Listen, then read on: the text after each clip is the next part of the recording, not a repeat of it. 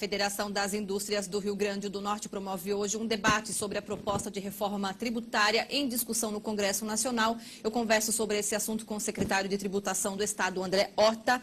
Seja bem-vindo, secretário. Boa tarde, Amanda. Obrigado pelo convite. Secretário, comece explicando para a gente, quer dizer, pelo menos esclarece logo de início, vai ter aumento de tributo? Ou essa questão de que vai retirar o IPI, o ICMS, que vai acrescer não sei quantos tributos, isso não é verdade? É preciso que a gente entenda, Amanda, que a carga tributária é algo complexo, né? Hoje temos aí 32%, 33% de carga tributária no Brasil e quem ganha até 2 salários mínimos tem pelo menos 50% de carga tributária, ou seja, metade do que ganha paga de imposto. Quem ganha acima de 30 salários mínimos tem 22% de carga tributária. Se forem grandes rendas mesmo, chega a um extrato que paga 6% de carga tributária total.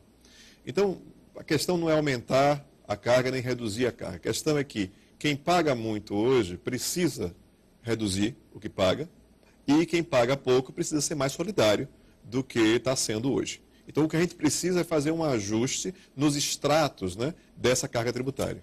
Bom, e o senhor acha que essa reforma traz esse ajuste?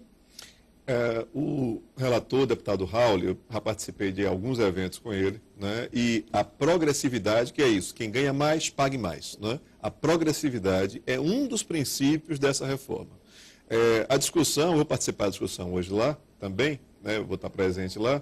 A discussão é que estamos aqui falando em princípios ainda, a gente vai escrever isso aí. E na hora de escrever isso aí, precisa que o Brasil enfrente isso.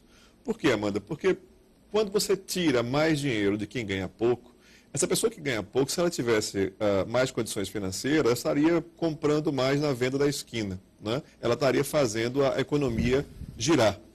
E quando você faz como você faz hoje, que você não cobra suficientemente das altas rendas, esse dinheiro não vem para o ciclo produtivo. Esse dinheiro não vem aqui ajudar, né, no fortalecimento da economia brasileira. Então, a gente precisa mudar isso aí. Isso pode ser feito agora através da reforma tributária? Isso pode ser feito agora através da reforma tributária. Isso é um ponto de grande convergência, né, que os estados, municípios e a União têm em relação a esse ponto. Inclusive, representantes de ortodoxia econômica, né, que normalmente têm dificuldades com o tema, aí também apoiam isso aí. Temos digamos assim, um ponto de separação em relação à participação de cada ente federado no bolo tributário. No passado, nós os estados, né, já tivemos uma participação maior da quantidade, né, de receita oriunda dos tributos que ficava com os estados. Hoje não é o caso. Hoje a União se tornou maior do que os estados e municípios. Então, um equilíbrio entre as nossas responsabilidades e os nossos recursos, né, as despesas e as receitas, isso nós gostaríamos de enfrentar também nessa oportunidade. Chama-se federalismo fiscal isso, né? O quanto que você tem de receita para poder pagar a sua despesa. Ora, os estados têm muitas obras sobre esse assunto, né? Todo mundo reconhece que os estados estão bastante desbalanceados em relação ao seu federalismo. Os estados não têm recursos suficientes para as obrigações que a Constituição atribui a ele. Então, precisamos ir atrás disso. Bom, essa reforma, pelo que eu li, IPI, ICMS vão ser erradicados. Mas o senhor estava me explicando aqui que, na verdade, vai ser um tipo de tributo só que vai incluir todos eles. É isso? Queria que o senhor esclarecesse isso para a gente. A ideia do relator é pegar todos os tributos que incidem sobre o consumo, por exemplo, né? Quais são? IPI, ICMS, PIS, COFINS, CSLL, tudo que incide sobre o consumo e sobre os serviços de ISS, né? E reunir num tributo só, no IVA, no Imposto sobre Valor Agregado. E sem mudança de carga tributária e sem mudança de participação dos entes nisso, né? Ok, então isso simplifica e todos somos favoráveis à simplificação. Mas há uma questão política também aí. De quem é a competência desse tributo? Então, esse tributo passaria a ser um tributo federal? Parece que a ideia do relator é essa. Ora, é claro que nós não queremos perder também a competência tributária, porque esse poder econômico é também um poder político, se reflete como poder político. Então, qual é a participação, qual é a ingerência que os estados e municípios vão ter nesse novo IVA? Isso vai se tornar uma espécie de imposto de renda que o governo federal arrecada e distribui para estados e municípios por meio do FPE, do Fundo de Participação dos Estados e do Fundo de Participação dos Municípios. Eu acho que se o desenho for exatamente esse que é hoje, os prefeitos e governadores dificilmente terão simpatia pelo projeto, porque eles querem ter poder administrativo sobre as suas receitas também. Então, como é que a gente equaciona isso? Isso é que a reforma precisa decidir e esclarecer para os estados e municípios. O que é que poderia ser feito para melhorar a arrecadação dos estados sem que o consumidor seja penalizado, secretário? O consumidor não ser consumidor que paga o imposto sobre o consumo, por definição, Amanda, é justamente um imposto regressivo. Ele termina cobrando mais de quem ganha menos. Né? Porque, pensa assim, na alimentação, num pão. Né? Uma pessoa mais pobre come um pão, uma mais rica come um pão também, ela não come 20 pães. Né? Então, quem tem rendas diferentes no imposto sobre o consumo, termina pagando a mesma quantidade de tributo. Não é isso que se quer. Por isso que, em grandes economias, em países com IDH mais alto, os impostos progressivos, como o imposto de renda, por exemplo, eles têm uma maior participação no bolo de receitas do que o Brasil possui. Então, a ideia agora é que nós mexamos um pouco no imposto de renda, um pouco mais, que os impostos progressivos, né, eles ganhem mais espaço e que a população, a maior parte da população que paga esses impostos regressivos, impostos sobre consumo, elas sejam aliviadas nisso aí.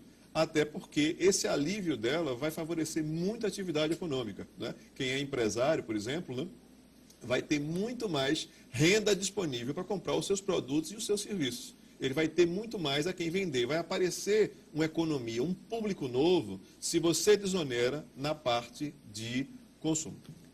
No começo da entrevista, eu falei de um evento, o senhor acabou de confirmar que vai participar agora à tarde. O que de positivo pode sair desse encontro, então, para os estados, para os municípios que estão enfrentando crise, mas também para a população que já acha que está pagando imposto demais, secretário?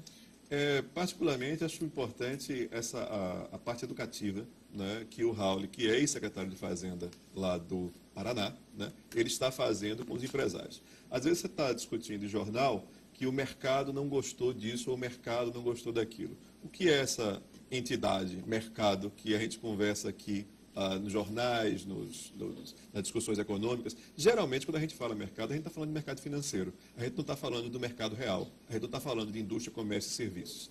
É importante entender que o que é bom para o mercado financeiro não é bom, muitas vezes, né, para o mercado real. E o que nós queremos é favorecer o mercado real. O mercado real, Amanda, ele precisa do longo prazo, ele precisa do médio prazo. O mercado financeiro precisa do curtíssimo, ou do curto ou do curtíssimo prazo. Então, a pessoa só investe aqui no Rio Grande do Norte se ele souber que no futuro tem quem compre. Então, o investimento, ele é algo presente. O investimento acontece hoje. Você só investe se você tiver quem compre os seus produtos. E só vai ter pessoas que comprem os seus produtos se houver renda lá na frente. Então, hoje, a gente precisa modificar a forma com que a gente arrecada o tributo. A gente precisa tornar solidário grandes rendas e tirar o peso das menores rendas para que no futuro haja mais renda disponível para poder a economia do Estado emergir e ser favorecida. O que se quer, na verdade, o que se quer educar e a grande vantagem desses encontros é essa consciência, né, de que não é maior carga tributária, menor carga tributária. Isso não é uma questão. Os países mais desenvolvidos do mundo, a Escandinávia, né, que tem os maiores IDH, elas têm a maior carga tributária do planeta. 50 na Suécia, 47 na Noruega. Né? Isso não é uma questão. Os países com IDH muito baixo, Congo, Zaire, República Sul-Africana, né, eles têm a carga muito baixa, às vezes de um dígito só, 7%, 8%. Né? Então, assim, você custear serviços públicos que reduz desigualdade, né, isso não é uma questão. Né? A questão é como é que você custeia esses serviços públicos. Como é que você vai atrás? Né? Ser progressivo e procurar um financiamento consentâneo com o desenvolvimento social. Secretário, mudando um pouquinho de assunto agora, recentemente a Assembleia Legislativa aprovou a Lei de Diretrizes Orçamentárias, onde trouxe, né, muitos assuntos polêmicos. Um deles é a questão, né, do congelamento das gratificações e também no congelamento do orçamento do Estado. Preocupante essa situação? Olha, a proposta do orçamento do Estado não é feita por agente para tributação. Né? É uma proposta da Secretaria de Planejamento, né, do Estado. Eles é que discutiram, digamos assim, mais especificamente nesses itens. Eu acho que eles podem conversar sobre o assunto com mais propriedade. A questão é que nós queremos, claro, né, que o governo quer otimizar o máximo possível o seu orçamento. O governo quer que as suas receitas honrem, né, muito possivelmente em cima de todos os serviços básicos e que aumentemos esse poder, né, de organizar socialmente o Rio Grande do Norte. Secretário André Horta, secretário estadual de tributação, muito obrigada pela sua entrevista. Eu que agradeço. Boa tarde, bom evento. Boa tarde.